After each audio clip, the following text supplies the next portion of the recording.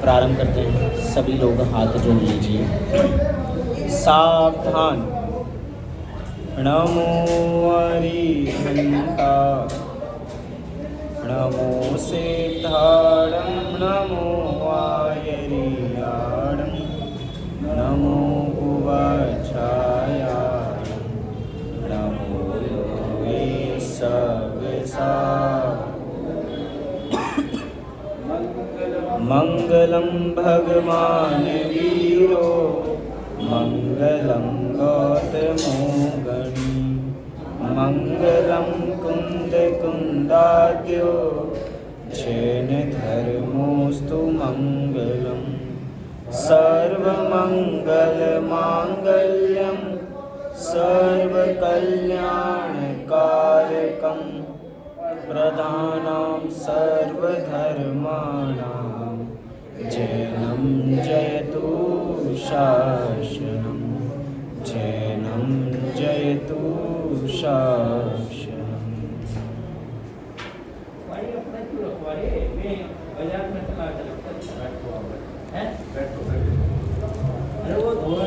आचार्य कल पंडित टोडरमल जी द्वारा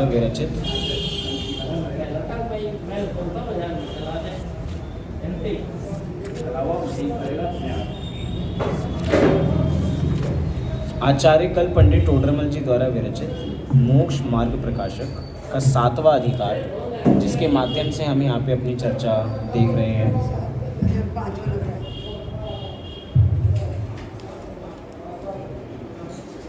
सात तत्व का अन्यथा स्वरूप, जिसके अंदर कल हमने जीव तत्व संबंधी, जीव अजीव तत्व संबंधी भूल, ये जीव अजीव तत्व का अन्यथा रूप कल देखा था। और कल हमने ही आश्रव तत्व का अन्यथा रूप प्रारंभ किया था। आश्रव का सामान्य स्वरूप है कर्मों का आना।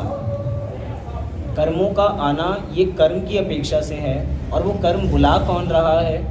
जीव के मोह राग द्वेष के भाव, अर्थात उसके जीव के परिणाम।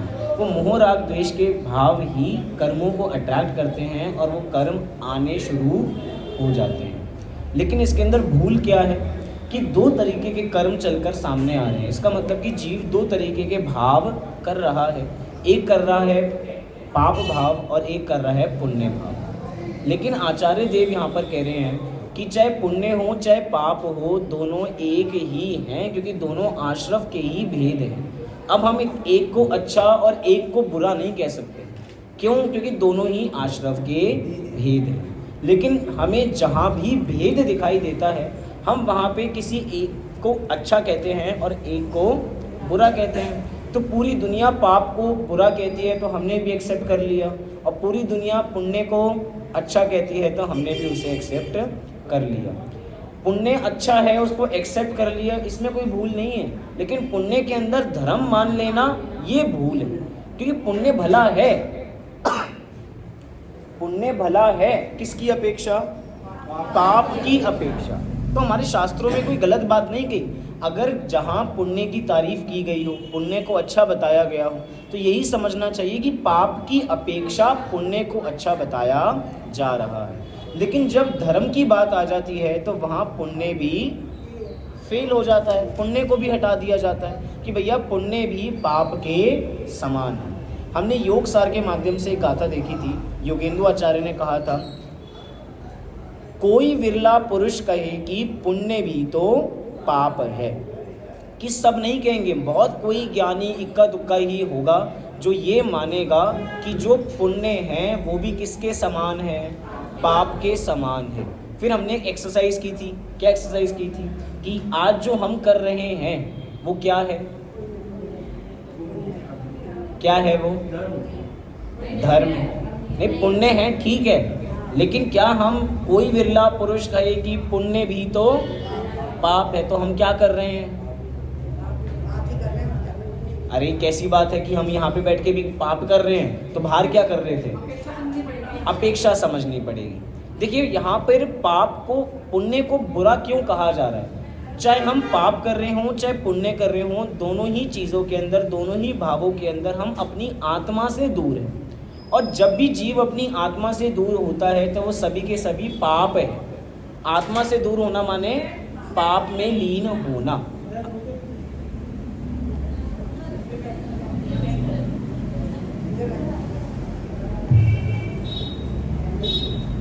पाप पुण्य में जो जीव लगा है और जो जीव पाप में लगा है, अब कह रहे हैं दोनों समान क्यों हैं? समान इसीलिए हैं क्योंकि वो जीव अपनी आत्मा से दूर है। तो जब भी आत्मा से दूर होगा तो वो चाहे पुण्य कर ले चाहे वो पाप कर ले, वो दोनों एक ही समान, एक ही श्रेणी के अंदर काउंट होगा। इसी को हमने कुछ अपेक्षाओं के माध्यम से देखा था। पेज नंबर है 226, बीच का पैराग्राफ, हिंसा में मारने की बुद्धि हो। मिला सभी को? क्या है? हिंसा में मारने, मिला सभी को? हिंसा में मारने की बुद्धि हो परंतु उसकी आयु पूर्ण हुए बिना मरता नहीं है। यह अपनी द्वेष परिणति से आप ही पाप बांधता है। अहिंसा में रक्षा करने की बुद्धि हो परंतु उसकी आयु अवशेष हुए बिना वह जीता नहीं है। यह अपनी प्रशस्त राग परिणति से आप ही पुण्य बांधता है। पुण्य और पाप कैसे बांध रहा है? किसी का बुरा करने की भाव, क्योंकि बुरा कर तो सकता नहीं है, लेकिन बुरा करने का भाव कि मैं इसका कर, मतलब भाव में भी कर्तापन है, तो भाव की वजह से भी उसको पाप बन रहा है कि मैं किसी को मार सकता हूँ। अरे मैं किसी को खरोच भी नहीं मार सकता हूँ, लेकिन आज सड़कों पे लड़ाइयाँ इसी की वजह से होती है कि भैया अभी मैं रास्ते से आ रहा था, एक ट्रक वाले ने गाड़ी वाले को ठोक दिया और पूरा जाम लग गया कि भैया गाड़ी किसने ठोकी? ट्रक वाले ने ठोकी। अब वो आपस में धनाधन लड़ने के लिए तैयार है। लेकिन अगर जैन सिद्धांत क्या कह रहा है? एक द्रव्य दूसरे द्रव्य का कुछ नहीं कर रहा। ये सिद्धांत हमें यहाँ तो समझ में आ गया, लेकिन जब हम वहीं सड़क पे होंगे तो हम वहाँ लड़ रहे होंगे कि भैया मेरी गाड़ी किसी ने कैसे ठोकी। उस समय ये विचार क्यों नहीं आएगा कि जो हो रहा है वो अपनी योग्यता से हो रहा है। हर द्रव्य का परिणामन अपना स्वयं का है, तो जो होना था वो हो गया। अच्छा लड़ाई करके हो क्या जाएगा? गाड़ी ठीक हो जाएगी? नहीं, लड़ाई करके पैसे तो ले लेंगे, उससे ठीक कराएंगे, फिर पैसे भी लेंगे, पुलिस में भी पकड़वाएंगे। लो मैं तो बस पैसों तक ही था, ये कह रहे पुलिस में भी पकड़वाएंगे। बात ये है कि अब देखिए, अब जैसे जैसे कषाय बढ़ती जाएगी ना, वो उतने ही समय वहाँ पर घंटों जाम लगा रहेगा। जिसकी कषाय ठुक गई ठीक है, चलो आगे बढ़ो, इतने में ही उदय होके शाम को प्राप्त वो चल देगा। जो थोड़ा और जिसकी कषाय जागृत हो रही होगी, लड़ूंगा मैं, तो वो लड़ने के लिए तैयार हो गया। किसी की और ज़्यादा कषाय, मैं तो पैसे लूँगा। किसी की और ज़्यादा कषाय, मैं पैसे भी लूँगा, 10 लोगों को भी बुलाऊँगा और फिर इसको पुलिस के हवाले भी कराऊँगा। अब कषाय जागृत होती जा रही है। एक सीधा सा कि एक द्रव्य दूसरे द्रव्य का कुछ करता नहीं है, ये सिद्धांत अगर एक्सेप्ट हो जाए, और यही है कि मैं किसी को मार नहीं सकता और मैं किसी को बचा नहीं सकता। बीमार होते हैं, बस अंतिम समय है तो दवाई बचा लेती है ना, कहते हैं भैया उसकी दवाई लग जाती है। जब कोई बिल्कुल ऐसी बीमारी से ग्रसित हो गया और जहाँ इलाज नहीं हो रहा हो, तो 4 गली के डॉक्टर आते हैं बोलने के लिए। वो गली के डॉक्टर नहीं है, वो आस पड़ोसी हैं जो ये बताने आएंगे ये दवाई कर लो ये ठीक हो जाएगी, ये दवाई कर लो ये ठीक हो जाएगी, और हम उनकी बात में आकर सारे वो उपचार करते हैं, यही यकीन पूर्ण विश्वास कर कर कि इस दवाई से सही हो जाएंगे। लेकिन क्या दवाई बचा सकती है? जिन लोगों ने ना कोरोना की वैक्सीन लगाई थी, उसके बाद कितना रिजल्ट आया कि देखो कितने लोग कोरोना की वैक्सीन लगाने की वजह से मर गए। वैक्सीन किस लिए थी? बचाने के लिए, और क्या हो गया? उससे मर गए। इसका मतलब कि अगर वो बचा रही होती तो सबको बचाती, और अगर मार रही होती तो सबको मार रही होती। इसका मतलब ना उसने हमें बचाया है और ना हमें उसने मारा है। कहाँ से आया था ये वायरस? कहाँ से आया था? चाइना तो तबाह हो जाए बिल्कुल ही। चाइना से आया था ना, हैं? जब टीवी पे चल रहा था तब तो यही सोच रहे थे, वहीं से आया बिल्कुल, वहीं तबाह हो जाए बिल्कुल। वहाँ कैसे लोग हैं बराबर, बताओ। इतना सारा क्या मतलब क्या खा रहे थे वो उस समय पे? चमगादड़ जैसी चीज़ों को वो खा रहे हैं बराबर। कैसे खा सकते हैं? उन्हीं चीज़ों से वायरस आया होगा। वो तो बेकार हैं लोग बिल्कुल, उनकी वजह से आया होगा। एक द्रव्य से दूसरे द्रव्य में आया होगा। ये सिद्धांत ही गलत है। क्योंकि एक द्रव्य से दूसरे द्रव्य में कुछ कभी आता नहीं है। एक डिजीज़ होती है कम्युनिकेबल डिजीज़। कम्युनिकेबल डिजीज़ क्या होती है? खांसी जुकाम है तो अगर मुझे खांसी जुकाम हुआ है तो मेरे पूरे घर वालों को हो जाएगा। सब किसको दोष देंगे? जिसको सबसे पहले हुआ था, तेरी वजह से सब लपेटे में आ गए। एक की वजह से सबको कम्युनिकेबल डिजीज़। अरे वापसी क्या एक की वजह से दूसरे में आया है? क्या एक दूसरे के करीब ना रहो। वो बात सब ठीक है, मैं ये नहीं कह रहा। देखो वो निमित्त नैमित्तिक संबंध नहीं समझा रहा अभी मैं। निमित्त नैमित्तिक संबंध से जिसको जब होना होगा तब होगा। एक बार हमारे हॉस्टल के अंदर हुआ था, स्मारक पढ़ रहे थे, तो स्मारक पढ़ते हुए पानी की टंकी गंदी हो गई और गंदी टंकी से जो पानी आया उससे खाना बन गया और सब लोगों को लूज मोशन, सब लोगों को। कुछ 4-5 लोग बचे थे जिनको नहीं थे, उनमें मैं एक था कि मुझे लूज। और सब लोग तो भैया सारी क्लासेस ज़ीरो कर दी, कोई कुछ नहीं होगा क्योंकि सबको कहाँ जाना है, सबको भैया सबने अपने ऑक्यूपाई कर रखे, भैया लूज मोशन है, कोई क्लासेस कुछ नहीं होंगी। लेकिन मैं ये चीज़ बता रहा हूँ, अगर होना होगा तो होगा, नहीं होना होगा तो नहीं होगा। कितने लोग कोरोना के अंदर बाहर निकले, सब सारा काम उन्होंने किया, उसके बावजूद भी उनको कोरोना नहीं हुआ। और बाद में गर्व से अभी भी वो कहते हैं कि भैया हमने तो मास्क वास्क भी इतना नहीं लगाया, लेकिन हम तब भी। और जो पूरा मास्क लगा के घूम रहा था, सैनिटाइज़र, उसको हो गया। इसका मतलब मैं ये बताना चाह रहा हूँ, एक द्रव्य से दूसरे द्रव्य में कुछ नहीं हो रहा। जहाँ जो होना होगा वो वह होकर ही रहेगा। तो ये कहना ना मैं किसी को मार सकता हूँ, मैं किसी को बचा सकता हूँ, ये जो मिथ्या मान्यता है ये भूल है। सुरक्षा करने को मना नहीं है, लेकिन वो सुरक्षा करके मैं बच जाऊंगा ऐसा मानना गलत है। वो एक कार में 6 आदमी जा रहे थे बकरा लेके, बकरे की बलि देने का हूँ मैं अपने, तो वो कार रेलिंग तोड़ के नीचे गिर गई। अभी की तो घटना है। हाँ, नदी के अंदर गिर गई तो घायल बकरा नहीं बच गया, वो बच गया, मर गए। मतलब बात ये है कि जिसके बचने का समय होगा वो बचेगा और जिसके समय नहीं होगा बचने का वो नहीं बचेगा। लेकिन हम यहाँ पे बात कर रहे थे, कल जिस नोट पे एंड किया था, यहाँ पे तो किसी और द्रव्य पे घटित किया था। कोई मुझे नहीं मारता तो कौन करता है? आयु कर्म करता है। हम कहते भी हैं, निज आयुष्य से मरण हो यह बात जिनवर ने कही, तुम मार कैसे सकोगे यह जिनवर कहते ने। ये सारे 7-8 पद हैं, अब सब में लगा कर देखना। ये पद बिल्कुल सही है। किस अपेक्षा से? जब पर द्रव्य मेरा कर्ता धरता है तब तक, कि जब मेरी मान्यता ये है कि इसने मुझे मारा, इसने मुझे बचाया। तो आचार्य देव ने क्या किया? भैया इसकी दृष्टि ना पर पे अटकी हुई है, पर से हटा के एक काम करो, ऐसे पे ला दो जिससे ये कर्तापन ना आए। तो उन्होंने आयु कर्म पे डाल दिया, निज आयु शय से मरण हो। लेकिन क्या आयु कर्म मेरा है? कर्म तो अपने है ही नहीं। तो फिर आचार्य कुंद देव ने पर द्रव्य से हटा के दूसरे पर द्रव्य पे ला दिया। आयु कर्म भी तो पर द्रव्य है, तो एक पर द्रव्य से उठा के कहाँ ला दिया? दूसरे पर द्रव्य पर। हम कह रहे हैं नहीं, हम किससे जीते मरते हैं? हम अपने आयु कर्म से जीते हैं। आचार्य की अपेक्षा थी। अब वो अपेक्षा को समझना है कि पर द्रव्य से दृष्टि हटाने के लिए थोड़े नजदीक का संबंध कर्म से है, तो सारा का सारा भांडा कहाँ फोड़ दिया? कर्म पे फोड़ दिया।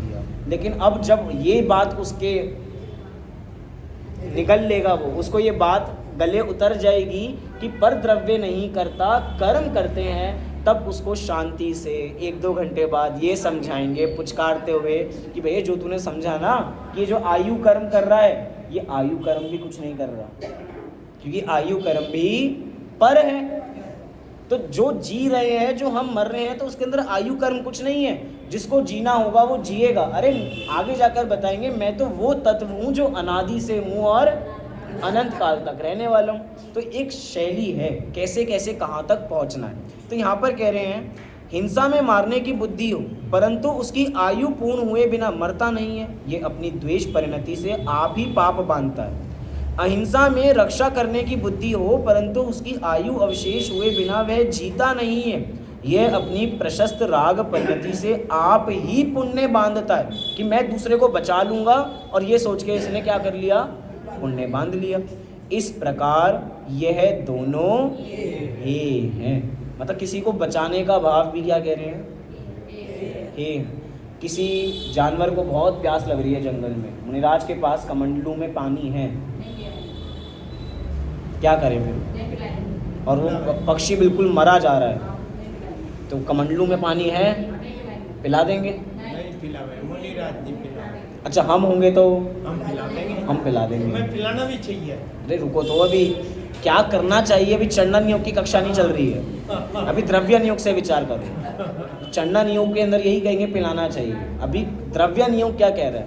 द्रव्य योग ये कह रहा है कि उसकी वो मर रहा है या जी रहा है, तो जीने में पानी मदद नहीं करेगा, और मरने में ये कारण नहीं होगा कि वो पानी की वजह से मर गया, कि पानी नहीं मिला उसे। इसीलिए आचार्य जो भी मुनिराज होंगे वो कमंडलू से पानी, वैसे तो कमंडलू पानी के पिलाने का कोई वस्तु नहीं है, वो तो शौच के लिए यूज़ होती है, लेकिन अगर कोई पिलाए भी, ऐसी फ़ोटोज़ बहुत आती हैं, ऐसी फ़ोटोज़ आती हैं, इसलिए ये बातें मैं ये एग्जांपल इसलिए दे रहा हूँ। लेकिन कोई इसको पिलाने से कि भैया पानी से दया हो जाएगी, भैया वो उसको और उपदेश देंगे कि भैया तू इससे जीता मरता नहीं है। पानी तो कितनी बार पिया, या पानी नहीं भी पिया तो नरकों में पानी की एक बूंद नहीं है, तो भी तू जी लिया। मैं खाने से मर रहा हूँ, एक तरीके से दुविधा देखो। एक खबर छपी कि एक आदमी भूख की वजह से मरा, और उसके मरने के बाद सबने दावत की। समझ में आया कुछ? एक आदमी भूख की वजह से मरा, और उसके मरने पर ही बाद में दावत हुई। दावत से मतलब बाद में जो खाना पीना चलता है, वो भूख की वजह से मरा और उसके बाद ही दावत हुई। मतलब दावत थी, लेकिन उसको मरना कैसे था? यही मिथ्या मान्यता है। यही तो बात करनी है कि अगर उसको मरना होता तो खाना तो पहले भी था, उसको नसीब नहीं हुआ तो कारण हमने क्या कह दिया कि खाना नहीं मिला। लेकिन अगर भैया उसका मरना, उसका जीना इस पे निर्भर नहीं करता। हमें लगता है कि हम रोज़ सुबह हमें चाय पीने की आदत है ना, चाय के बिना दिमाग चलता नहीं है। हमें थोड़ी हर चीज़ 2 टाइम तो हमें खाना ही पड़ेगा ना रोज़, उसके बिना चलेगा? अम्मा जी 2 समय, 2 तो कम बोल दिया, 3 4 2 टाइम ही खाते हैं। अरे चलते फिरते कुछ कुछ चलता रहता होगा, उसको भी तो खाने में ही काउंट करेंगे। हमें लग रहा है कि नहीं इतना तो चाहिए ही चाहिए, इतनी बार खाना ही पड़ेगा। और वो मुनिराज दिन में 1 बार आहार ले रहे हैं, वो भी कंपलसरी नहीं है। इसका मतलब कि अगर हमें अभी मान्यता बैठे कि खाने से चलता हूँ, तो वो बिना खाने के भी चलते हैं। इसका मतलब ये जो हमने कारण बना रखे कि इसकी वजह से ये काम होता है, ये कर्तापन कि खाने से ताकत आती है। खाने से कोई ताकत नहीं आती, खाने से आलस ही आता है, प्रमाद ही आता है। इस चीज को हम बीमारी से भी रिलेट कर सकते हैं कि कैसे? कि अगर कोई जैसे किसी को बीमारी हो, बीमारी की वजह से मर गया, तो इस चीज को हम रिलेट करेंगे कि जैसे भूख से नहीं मरता हो तो बीमारी से भी नहीं मरता। बीमारी से भी नहीं मरता। बात ये है, एक को, अरे रुको तो, अभी 2 लोगों को बुखार है और 2 लोगों के बुखार में दोनों के बुखार का कारण अलग अलग है।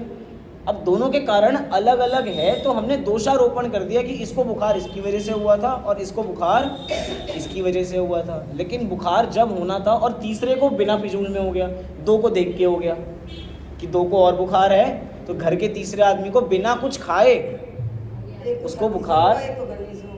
अब जो भी आप एग्जांपल ले लो XYZ, किसी को सर्दी से, किसी को गर्मी से। मैं ये चीज़ बताना चाह रहा हूँ कि किसी भी बीमारी का दोषारोपण किया जाएगा कि इसकी वजह से हो गया, इसकी वजह से हो गया। जो एक समय पूर्व हुआ होगा उसको दोष दे दिया जाएगा। लेकिन अगर उससे हो रहा होता तो सबको वो बीमारी है, लेकिन मरता कोई नहीं है।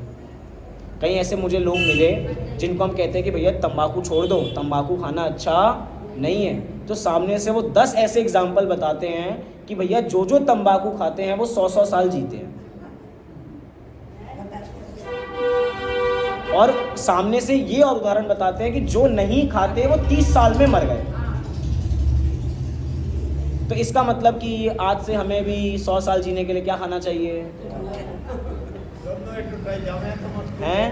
तम्बाकू के दोनों टाइम आई बढ़िया तम्बाकू है, इसे खाना चाहिए, बाद में आप स्वास्थ्य के लिए हानिकारक। अब जहाँ पे भेद नहीं था ना, वहाँ भी भेद कर दिया। अच्छा और बुरा।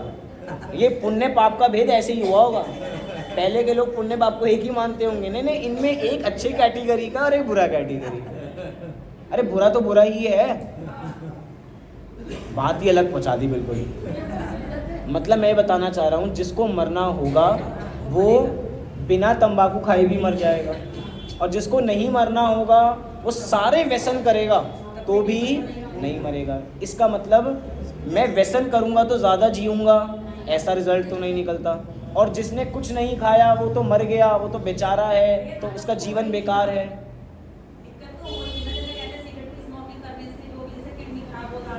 अरे उनको पता ही नहीं लगता, किताबी ज्ञान है वो उन लोगों के लिए, किताबी ज्ञान। उसके ऊपर 80% लिखा हुआ है, it is injurious to health. उसके बावजूद भी वो साइड देखते ही नहीं है, वो उस साइड पलट के देखते हैं, उस पर लिखा ही नहीं है वहाँ पे। मैं ये बताना चाह रहा हूँ, जिसके दिमाग में बैठा हुआ है उसको बीमारी है, जिसके दिमाग में नहीं बैठा उसके दिमाग में बीमारी है ही नहीं, वो बीमारी नहीं है, वो 100 साल तक जी रहे हैं। अच्छा, पान खाना अच्छी बात है, पान खाने से दांत भी बेकार हो जाते हैं ना, सारे बिल्कुल लाल लाल हो जाते हैं। लेकिन जो पान खाते हैं ना, जो उनके दांत कभी टूटते नहीं हैं। हाँ, चूने से मजबूत हो जाते हैं, देखो पता भी है। चूने नहीं करी होगी, इन्होंने करी होगी या सच? पान का दांत मजबूत हो गए। बात क्या कर रहे हैं हम?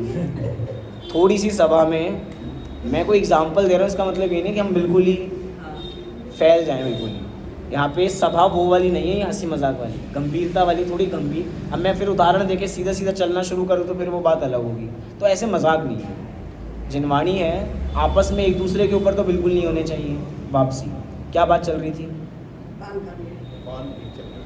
हाँ, अरे पान खाने की नहीं चल रही, मैं ये बात बता रहा हूँ कि अगर कोई कहे कि भैया इसको खाने से दांत बहुत अच्छे होते हैं, तो क्या ये श्रेयस्कर है? खाने चाहिए सबको? नहीं खाना चाहिए। लेकिन कुछ लोगों के बिना खाए भी टूट जाते हैं और कुछ लोगों के खा के भी नहीं टूटते हैं। इसका मतलब हम ये नहीं कह सकते, किसी न किसी चीज़ को किसी का कारण नहीं बना सकते। जब जो होना होगा तब वह होकर ही रहेगा। जब जिसको मरना होगा, मेरे बचाने से वो बच जाएगा, ऐसा नहीं है। मेरे मारने से वो मर जाएगा, ऐसा नहीं है। तो कह रहे हैं कि भैया ये दोनों ही मान्यता जो है, इस प्रकार ये दोनों हे हैं। जहाँ वीतराग होकर दृष्टा ज्ञाता रूप प्रवर्ते, वहाँ निर्बंध है, सो उपादेय है। सो ऐसी दशा ना हो तब प्रशस्त राग रूप प्रवर्तन करो, परंतु श्रद्धान तो ऐसा रखो कि यह भी बंध का कारण है। हे है, श्रद्धान में इसे मोक्ष मार्ग जाने तो मिथ्या दृष्टि ही होता है। पंडित जी को भी पता है कि भैया एकदम पुण्य छोड़ा नहीं जाएगा ना, वो पुण्य छोड़ने को कह रहे हैं। वो कह रहे हैं कि जब भी उसमें मतलब प्रवर्तो, तो ये बुद्धि में चलना चाहिए कि इसका नाम धर्म नहीं है, ये उपादेय नहीं है, इससे हमें मोक्ष मार्ग मिलने वाला नहीं। इन सब चीज़ों को मोक्ष मार्ग में सहकारी कारण की संज्ञा दी। सहकारी कहें, सहचारी मतलब जो साथ साथ चलते हैं। निश्चय मोक्ष मार्ग के साथ साथ चलने वाली चीज़ें हैं ये, लेकिन इसको करके मुक्ति का मार्ग मिल जाएगा, ऐसा नहीं है। एक गाथा आती है, पुण्य फला अरहंता, पुण्य फला अरहंता। तो कई लोगों ने ऐसे अर्थ ऐसा निकाला कि भैया अरहंत भगवान ना पुण्य के फल में बनते हैं। अरहंत भगवान जो बने हैं वो 4 कर्मों के नाश करके नहीं बने। कैसे बने हैं? पुण्य कर्म के फल में बने। तो हम भी अधिक से अधिक पुण्य करेंगे और जब उसका फल आएगा तो हम भी क्या बन जाएंगे? भगवान बन जाएंगे। ऐसा है नहीं, क्यों? क्योंकि उसका कारण नहीं है और कारण जैसा कार्य नहीं है।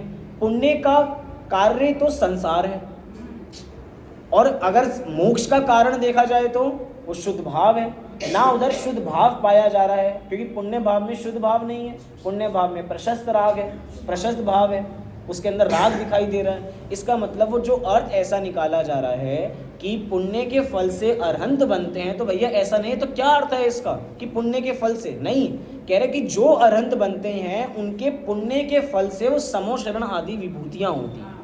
पुण्य फल वाले होते हैं उनके पुण्य फल, पुण्य तो है ही उनके पास बहुत, लेकिन पुण्य से अरहंत नहीं बने हैं। वहाँ पे क्या कह रहे हैं कि जो भी अरहंत हैं उनके इतना पुण्य होता है कि भैया वो पुण्य की वजह से ही तो समोशरण आदि विभूतियाँ लगती हैं। हाईएस्ट पुण्य प्रकृति है वो, विचार करने वाली बात। इसका मतलब हमें ये बात बस अपने मन में बसानी है कि हम जो कर रहे हैं वो करने लायक ही है। हम स्वाध्याय कर रहे हैं, पूजन कर रहे हैं, भक्ति कर रहे हैं, सब कुछ कैसा है, सब कुछ करने लायक है, करना ही चाहिए। नहीं करेंगे तो क्या पाप में जाएंगे? लेकिन मान्यता ये रखनी है कि इसका नाम धर्म नहीं, धर्म कुछ और है। धर्म क्या है? धर्म कुछ और है। रत्नकंड शावकाचार्य में धर्म की परिभाषा दी कि जो उत्तम सुख में धर दे। परिभाषा क्या दी? जो उत्तम सुख में धर दे, दुख ना आए उसके बाद। धरना मतलब होता है धर दिया बस हमने तो। जो उत्तम सुख में लेके जाके हमें पटक दे एक तरीके से। अब यहाँ पे क्या है? अब यहाँ पे सुख ही सुख है, वहाँ पे दुख का नाम नहीं है, उसका नाम धर्म है। जो उत्तम सुख में लेकर जाए उसका नाम क्या है? उसका नाम धर्म है। आज हम स्वाध्याय कर रहे हैं, आज हम पूजा कर रहे हैं, पूजा करते हुए भी क्या हमें आकुलता नहीं होती? स्वाध्याय करते हुए क्या हमें आकुलता नहीं होती? अभी 1 घंटा चल रहा है तो ठीक है, क्योंकि हमें पहले से माइंड प्रिपेयर्ड है हमारा। अरे रुको, तो माइंड प्रिपेयर्ड है हमारा कि क्या चल रहा है, ये 1 घंटे का है। और अगर ये 1 घंटे से ज़्यादा एक्सीड हो जाए, 1.5 घंटा हो जाए, चलेगा? देखो आज तो कुछ नहीं बोलोगे, लेकिन कल भैया, कल नहीं आने वाले। आज तो शर्म में बैठ जाएंगे एक बार को, ठीक है बंद कर नहीं सकते बीच में, लेकिन कल पहले से ही घड़ी दिखा देंगे। ये घड़ी यहाँ से उतार के यहाँ लग देंगे कि आपको दिख नहीं रही है, 9:30 हो चुके हैं, टाइम हो गया। मतलब मैं ये बता रहा हूँ कि हमें इन चीज़ों में भी पुण्य, जिसको हम अच्छा करते हैं ना, अच्छा मान रहे हैं, उसको करने में भी हमें आकुलता होती है। विधान कितनी देर करें? 10:30 11 तक है, 1 बजे तक तो आकुलता हो जाएगी। कई जगह वास्तव में, जैसे हमारे यहाँ तो बड़ी निराकुल रूप से विधान होता है। निराकुल रूप से अष्टानिका होती है ना, तो अष्टानिका में पहली पूजन तो 8 छंदों की, फिर 16। कई जगह ऐसे ही होता है। कई जगह पहले दिन विधान तो 9 बजे ख़त्म हो जाता है, क्योंकि एक पूजा करते हैं, और आखिरी दिन 1024 अर्घ चढ़ाते हैं, तो उनको 1-2 बज जाते हैं, 3-3 4-4 बज जाते हैं। तो भैया पहले दिन तो आनंद आ गया, भैया मज़ा आ गया, और जैसे जैसे दिन बढ़ते जाते हैं शरीर टूटता जाता है। तो भैया चलो वहाँ तो आकुलता नज़र आ रही है, और हमारे यहाँ जो बिल्कुल बैलेंस बन के कि रोज़ 10:30 फ्री हो जाएगा आदमी, उसके अंदर भी क्या आकुलता नहीं होती उसे? हैं? अरे जिस दिन 11 क्या, जिस दिन 9 से प्रिसाइज टाइम से 5 मिनट ऊपर भी चले जाए तो हमें आकुलता होने लग जाती है। मैं ये बता रहा हूँ, वो पुण्य में भी हमारा ध्यान नहीं लगता। इसका मतलब उस पुण्य को करके भी हमें सुख नहीं मिल रहा। क्या मिल रहा है? दुखी मिल रहा है। जिसका फल दुख रूप हो, सीधी सी बात देखो, जिसका फल दुख रूप हो वो सुख कैसे दे सकता है? और यहाँ जिस सुख की बात कर रहा हूँ सच्चा सुख है, ये विचार करना। तथा मिथ्यात्व, अविरति, कषाय, योग, ये आश्रव के भेद हैं। उन्हें बाह्य रूप तो मानता है, परंतु अंतरंग इन भावों की जाति को नहीं पहचानता। ये आश्रव के भेद है। मिथ्यात्व, अविरति, कषाय, एक और रह गया ना, प्रमाद। मिथ्यात्व, अविरति, प्रमाद, कषाय और योग, ये 5 हैं जिसकी वजह से कर्मों का आश्रव हो रहा है। यहाँ छोड़ क्यों दिया पंडित जी ने? गर्भित ही है ना कषाय के अंदर ही। अच्छा, 15 प्रकार के प्रमाद में क्रोध, मान, माया, लोभ है ही, और वहाँ गर्भित हो गया। फिर बाकी उसी सब की एक्सटेंशन है वो। अब देखो क्या बात चल रही है। मिथ्यात्व, अविरति, प्रमाद, मैं खोल इसलिए रहा हूँ क्योंकि मुझे उसका विषय समझाना है। मिथ्यात्व, अविरति, प्रमाद, कषाय और योग। पहली बात तो हम मिथ्यात्व को दुख का कारण ही नहीं मानते। दुख का कारण क्या? इस समय यहाँ पे कौन कौन दुखी है? हाथ खड़ा करें। सारी दुखी है। जो बहुत ज़्यादा दुखी है वो दोनों हाथ खड़ा करें, फिर उससे उसका दुख पूछा जाएगा। सारे दुखी हैं। इतने हंसते हंसते दुखी हैं। ऐसा कैसा दुख है हमारा?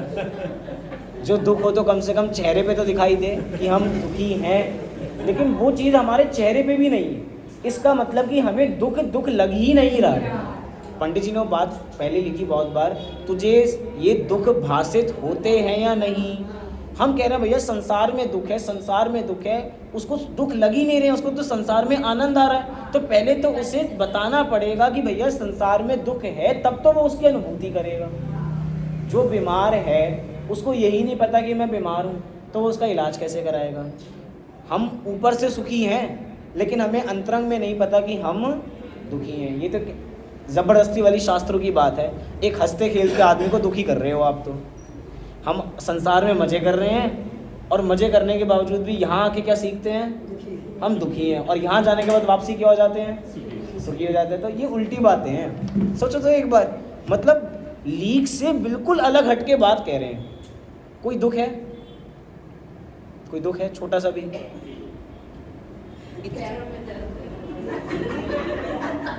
तो उसका तो उपाय कर लिया, ऊपर बैठ गए, क्या दुख है अब, खत्म दुख। दुख तो तब हो जब चेयर ना हो, क्या नीचे बैठना पड़े। उपाय ढूंढ लिया ना हमने। अगर वो दुख भी लग रहा होता तो हम उसका उपाय नहीं करते। हमने तो उसका उपाय कर लिया, हमने कुछ ना कुछ रिप्लेसमेंट ढूंढ ली, और हम किसी ना किसी तरह संसार में ही, इसका मतलब कि हमें दुख लग रहा है लेकिन हम उस संसार का दुख को दूर करने के लिए संसार में ही ढूंढ रहे हैं कि इसका सुख कहीं यहीं होगा।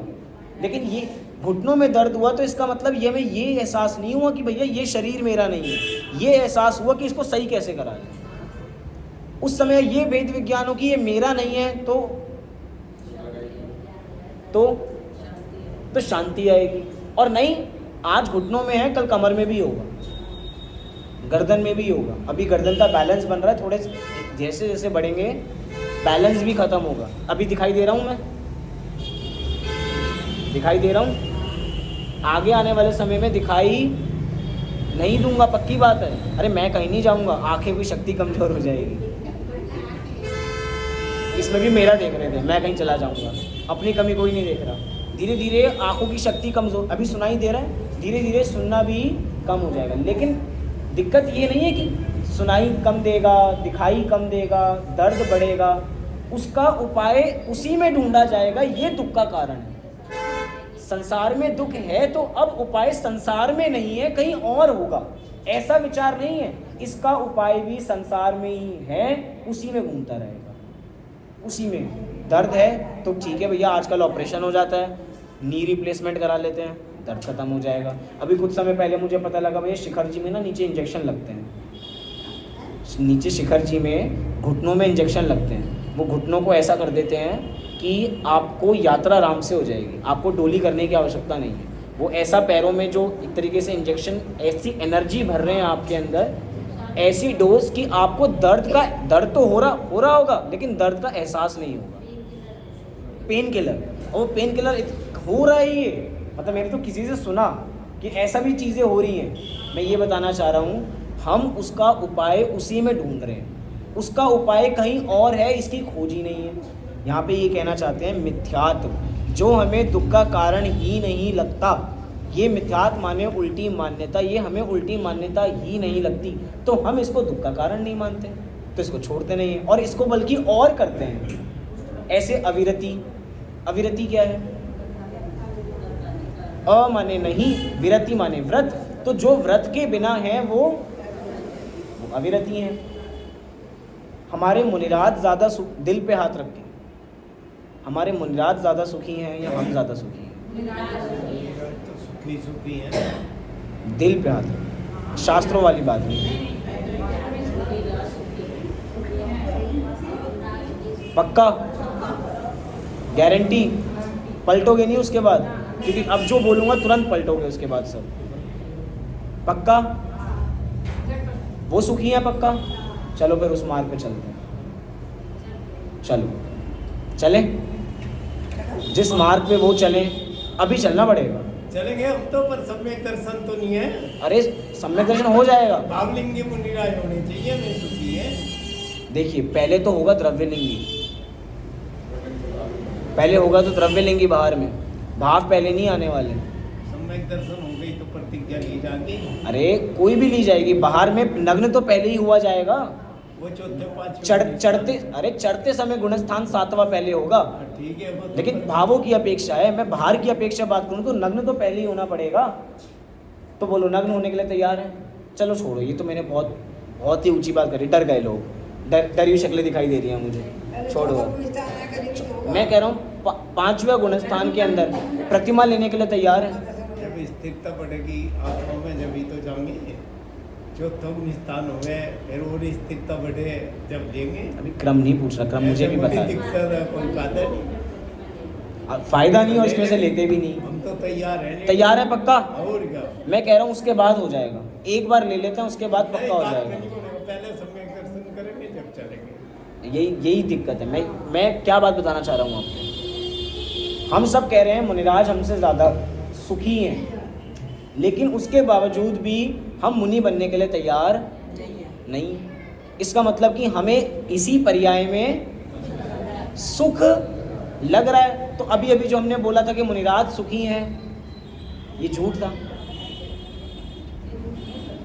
अरे शास्त्र की बात है कि मुनिराज सुखी हैं, शास्त्रों में हमने पढ़ लिया। हमारी मान्यता में क्या बसा हुआ है? हमारी मान्यता में यही बसा हुआ है कि जिस पर्याय जो मुझे मिली है मुझे उसी में आनंद आ रहा है, तभी तो ये पर्याय छोड़ी नहीं जा रही। अरे जीव की बात मत करो,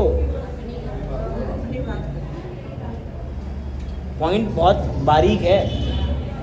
मतलब हम मुनिराज को सुखी कह रहे हैं, तो अगर वो सुखी हैं तो हम भी वैसे चलते हैं, लेकिन हम क्यों नहीं बढ़ रहे? क्योंकि हमें वहाँ कुछ कमी लग रही है, वहाँ हमें दुख लग रहा है और यहाँ हमें सुख लग रहा है इस पर्याय के अंदर। इसीलिए हम क्या शक्ति पे डाल दो, इच्छा पे नहीं, शक्ति पे डाल दो, यही आनंद। ये जीव वास्तव में बहुत चतुर है, बहुत चतुर है। अब किस पे डाल दिया? शक्ति नहीं है, पंचम काल चल रहा है, इतनी शक्ति नहीं है जीवों में करने की। हम में तो शक्ति सहना नहीं है, हमें तो डाल दिया, पर पे डाल दिया। हम चाहते हैं क्या? हम चाहते ही नहीं हैं। इसकी वजह से अनेक कारण हमें मिलते हैं और अनेक कारणों को दोष देते हैं। आचार्य कुंद देव भी इसी पंचम काल में हुए थे, उनके लिए भी सहनन बहुत अच्छा होगा, उनका सहनन भी पंचम काल में हुए थे। तो अरे इसी काल में तो हुए हैं, हमारे जैसे ही तो थे 2000 साल पहले। अच्छे थे क्या जब तो शुरुआत थी वह, अब ज्यादा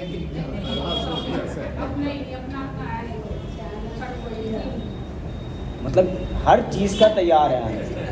कह रहे हैं इसका मतलब हमारी कोई गलती नहीं है, हम तो बिल्कुल सही हैं। उनके समय में अच्छा था, अगर हम भी उनके समय में होते तो कर लेते। समय को दोष दे दिया। मैं यही बताना चाह रहा हूँ कि उनके समय में भी सहनन कमजोरी था, लेकिन उसके बावजूद भी उन्होंने भाई ये एक्सटर्नल फैक्टर नहीं ढूंढे, इसको दोष दे देता हूँ, इसको दोष दे देता हूँ। जिसको इच्छा थी, जिसको भाव था, उन्होंने अपना कल्याण कर लिया। और हम बाहर में कारण ही खोजते रहते हैं। कह रहे हैं ना अविरति, यहाँ पे अविरति दुख का कारण है, लेकिन हम उसको क्या मानते हैं? बिना व्रत के ही अच्छे हैं, बिना व्रत के ही अच्छे, आनंद आ रहा है, मजा आ रहा है। फिर आगे कषाय, क्रोध, मान, माया, लोभ। इसमें किसको दुख लग रहा है? क्रोध, मान, माया, लोभ में। 5 पाप में किसको बुरा लग रहा है? हिंसा, झूठ, चोरी, कुशील, परिग्रह। किसको बुरा लग रहा है? किसी को बुरा लग रहा है? 5 पाप करते हैं, झूठ बोलते, किसको बुरा लग रहा है? आपको एक सच्ची घटना बताता हूँ। हम सबकी ना भारत में अपब्रिंगिंग कैसी होती है। बाहर के देशों में लोगों को सत्य बोलना बाय डिफ़ॉल्ट आता है। उनके अपब्रिंगिंग ये है कि झूठ नहीं बोलना चाहिए, और झूठ नाम की चीज़ क्या होती है उनको नहीं पता। लेकिन हमारे यहाँ क्या है, मैं बताता हूँ। एग्जाम्पल, प्रैक्टिकल एग्जाम्पल है बिल्कुल। घर पे पिताजी भी बैठे हैं, उनका 5 साल का बच्चा भी बैठा है। घर पे कोई आया और खटखटाया, तो बच्चे ने गेट खोला और पूछा कि पापा हैं? अब बच्चा कह रहा है कि अब बच्चा कंफ्यूज्ड है कि पापा हैं और पापा नहीं हैं। तो बच्चा तो सच्चा था, तो उसने कह दिया कि पापा हैं, और पापा उससे मिलना नहीं चाहते थे। अब मिल लिए, जैसे ही गए उसकी सुताई हो गई फिर कि भैया तुझे क्या कहना था कि पापा नहीं है, पर पापा थे तो, लेकिन तुझे क्या कहना है कि मैं नहीं। दूसरे दिन फिर से वो 2-3 दिन बाद फिर आए वही अंकल मिलने के लिए। फिर उसने गेट खोला।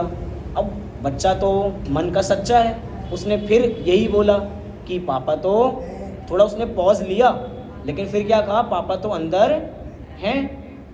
फिर उसकी थोड़ी देर बाद जाने के बाद उसकी फिर सुताई हो गई कि भैया ऐसे कैसे कह दिया, मैं तो मिलना ही नहीं चाहता था उससे और तुमने उससे मिलवा दिया। ऐसे 2-3 दिन तक चलता रहा। फिर 1 हफ्ते बाद, 1 महीने बाद दोबारा वो अंकल आए और अब गेट खुला। बच्चे ने गेट खोला और गेट खोलते ही कहा कि पापा हैं। उसने कहा कि 1 मिनट बताता हूँ। अब उसने क्या कहा, 1 मिनट बताता हूँ। और वो अंदर गया और कहा वो अंकल आए हैं, उनसे मिलना है आपको। तो कह दिया कि भैया उनको कह दो पापा घर पे नहीं।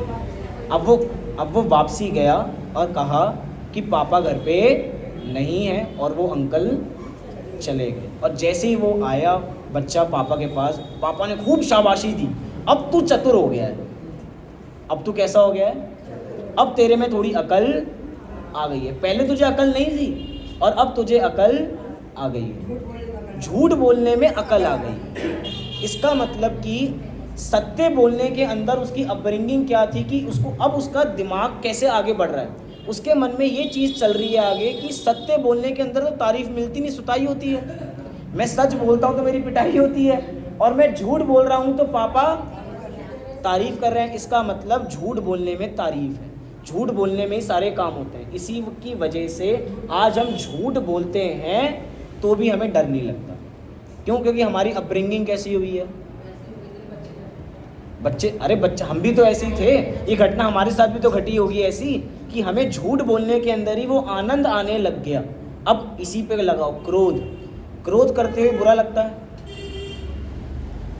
जिस समय डोमिनेंट मतलब मैं ऊपर और सारे मेरे लोग नीचे, मैं ऊंची आवाज़ कर लेता तो मेरे लोग नीचे सुनने लग जाते हैं। इसके अंदर अंतरंग में 2 समय के लिए आनंद आता ही नहीं आता। वाह, चाहे मैं कितना ही गुस्सा में गर्म क्यों ना हो रहा हूँ, कान मेरे पूरे लाल हो गए, लेकिन 2 मिनट का जो आनंद आता है, इसलिए उसको क्रोध में आनंद आता है। वो क्रोध को छोड़ना नहीं चाहता। ये वैसी कहानी है, दादा ने एक लिखी ना, एक दादाजी को खांसी है लेकिन वो खांसी छोड़ना नहीं चाहते कि बहू बेटी घर में है, खांस दूंगा तो थोड़ी इधर उधर हो जाएंगी। इलाज करा सकते हैं लेकिन नहीं, मेरे पास असली है तो नकली क्यों लूँ मैं? मेरे पास असली खांसी है तो मैं नकली खांसी क्यों करूं?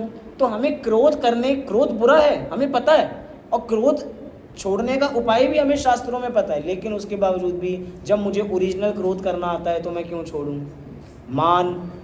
अब मान के तो बारे में पता ही है। क्या पता है मान के बारे में? सबको मान पसंद है, सबको। यहाँ पे जितने हैं सबको अपना नाम किसी तरह आ जाए। अच्छा, कई बार होता है कि मंदिर जी का कोई कार्यक्रम है और उसके अंदर 1100 रुपये की एक कलश है और 1100 रुपये कलश में बाबा जी ने सारे नाम लिख लिए। बाई चांस 100 नामों में से एक नाम रह गया, बस एक नाम रह गया। वो चाहते नहीं थे, उन्होंने लिखे सारे नाम थे, लेकिन भैया ऊपर नीचे में हो जाता है एक नाम। अब उसकी सेल्फ रिस्पेक्ट इतनी है कि वो बोलने तो जाएगा नहीं। वो सेल्फ रिस्पेक्ट उसकी इतनी है कि वो वहाँ बोलने नहीं जाएगा, लेकिन अंतरंग में ही मान कि मैंने भी दिए हैं और मेरा नाम नहीं लिया। अब मान भी हो रहा है और क्रोध भी हो रहा है, मान भी हो रहा है और क्रोध भी हो रहा है कि मैंने पैसे दिए भी और मेरा नाम नहीं लिया, तो क्रोध भी आ रहा है उसको। मैं ये कह रहा हूँ कि इन कषाय करके भी कितना आनंद आ रहा है। चलो ठीक है, वो व्यक्ति वापसी मिला, सारी बातें करेगा और घूम फिर के आखिरी में वो मैंने भी दिए थे, आपने नाम नहीं लिया मेरा। अपनी बात किसी तरह बता दे के हल्का हो जाएगा कि मैंने तुम्हें बता दिया और तुमने मेरा नाम, कम से कम उनको एहसास तो हो इस बात का। तो इससे दिखाकर भी क्या होना चाहता है, वो सुखी होना चाहता है। इसका मतलब कषाय करके भी जीव कैसा सुखी होना चाहता है। लोभ की तो बात ही नहीं है, लोभ में तो सब सुखी होना चाहते हैं। माया, दूसरे की एक की टोपी दूसरे के सिर पे करने में, जितने भी मतलब जो कोई भी व्यापार है, जिस भी व्यापार के अंदर जाओगे एक की टोपी दूसरे के सिर पे पहनानी पड़ती ही है। मतलब आपको झूठ बोलना ही पड़ेगा, और झूठ बोलने में झूठ बोल की कमाई आएगी, और झूठ बोल के अब एक की चीज़ 5 में भी बिकती है, लेकिन हम उसको 10 की बेच के खुश होंगे या नहीं होंगे कि हमने 5 रुपये का मुनाफा पहले से भी अधिक कर लिया। अब ज़्यादा अधिक हमने कर लिया तो क्या खुशी? तो मायाचारी के अंदर खुश हुए नहीं हुए, इसका मतलब मायाचारी हमें दुख का कारण नहीं लगती। लोभ किसको बुरा लगता है? लोभ अच्छा है बुरा है? लोभ का पर्यायवाची क्या है? लालच। लालच अच्छी कला है, सबको आनी चाहिए। लालची किसको कहते हैं? लालची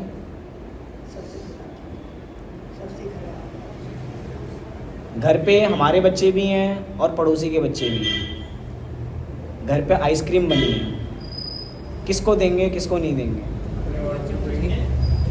अपने बच्चों को देंगे।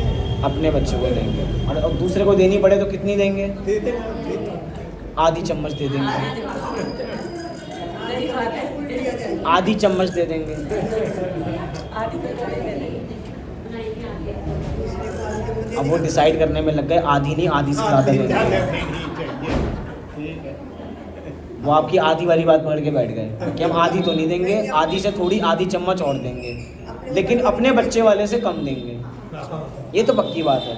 चाहे अंतरंग में अब कोई कहे ना मम्मी आपने ऐसा भेद, नहीं मैंने तो ऐसा नहीं किया था, वो ऐसे ही हो गया कि नहीं डिफरेंस तो दिखाई दे रहा है कि मेरे अंदर 2 स्कूप पड़े हैं और उसके अंदर एक, नहीं ऐसे ही है, वो बराबर ही नज़र आ रहा है।